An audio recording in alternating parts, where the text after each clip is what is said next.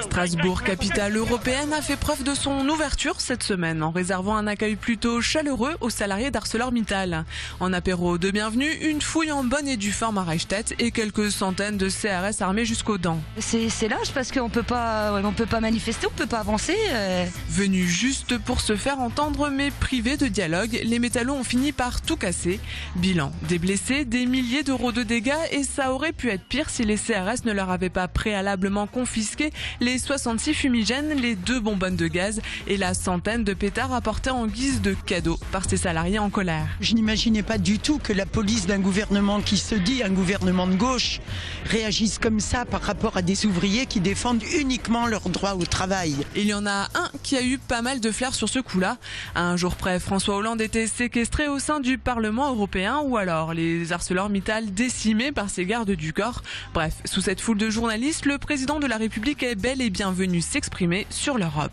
Depuis trop longtemps, l'Europe doute d'elle-même, hésite sur ses choix. Une visite qui a au moins fait un heureux.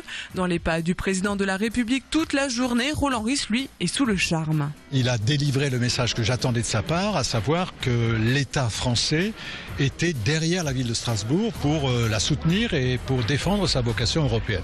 Si la cote de popularité de Hollande est remontée ces derniers temps, il y a pourtant 2 femmes qui ne sont pas tombées sous le charme du président de la République. C'est une vision de l'Europe qu'on entend depuis 10 ans, où il nous explique que ça va pas, ça fonctionne pas, ça marche pas, et comme ça marche pas, il en faut plus. Mais à chaque fois, plus il y en a et moins ça marche. Ici à l'Hôtel de Ville, j'espérais des décisions concrètes de la part du gouvernement.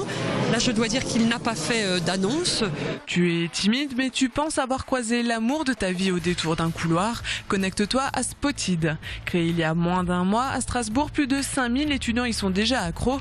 Mais bon, faut pas rêver, la magie du net a ses limites et Spotted ne t'évitera jamais un bon gros râteau. On a plus tendance à rigoler de ces gens anonymes plutôt que de les aider. Allez, décrochez de vos réseaux sociaux et profitez du week-end pour sortir un peu. Paraît que ça fait du bien.